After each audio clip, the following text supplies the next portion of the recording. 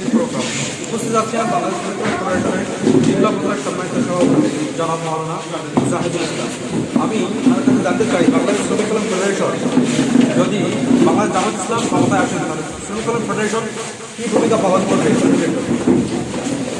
আসসালামু আলাইকুম সম্মানিত দর্শক শ্রোতা, আমি বলতে চাই যে আসন্ন ত্রয়োদশ জাতীয় সংসদ নির্বাচনে বাংলাদেশ জামাত ইসলামী মনোনীত প্রার্থীগণ বিজয়ী হলে এবং বাংলাদেশ জামাত ইসলামী সরকার গঠনের সুযোগ পেলে আমি মনে করি যে সেটি এই সরকার হবে একটা শ্রমিক বান্ধব সরকার এবং শ্রমিকের অধিকার নিয়ে সরকার কাজ করবে।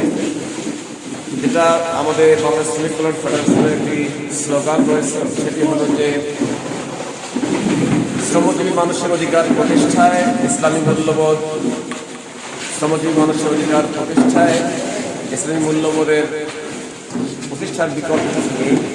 সেজন্য আমি আশা করি যে জামাত ক্ষমতায় গেলে শ্রমিকদের ন্যায্য অধিকার, তাদের মর্যাদা, তাদের মান সম্মান সব দিক থেকে জামাত ইসলামী কাজ করবে বলে আমি মনে করি বা আশা করি।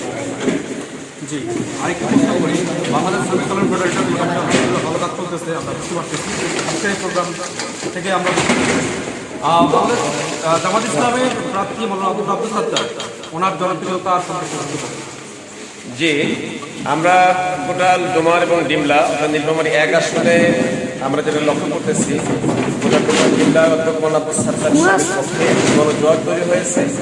সকল স্তরের মানুষ মনে করে যে অধ্যক্ষ মৌলানা আব্দুল সাত্তার নির্বাচিত হলে ডোমার ডিমলার ব্যাপক উন্নয়ন সাধিত হবে। এখানকার শ্রমজীবী মানুষের যে কাঙ্ক্ষিত যেটা দাবি, যেগুলো এই দাবিগুলো পূরণ হবে। এজন্য এখানে ছাত্র জনতা, শিক্ষক এবং শ্রমজীবী থেকে শুরু করে সকলেই অধ্যক্ষ মৌলানা আব্দুল সাত্তারের দাঁড়িপাল্লা মার্কায় ভোট দেওয়ার জন্য তারা আজকে মনস্থির করেছেন, তারা দাঁড়িপাল্লা দিয়ে ভোট দেবে এবং তাকে নির্বাচিত করবে। আলহামদুলিল্লাহ।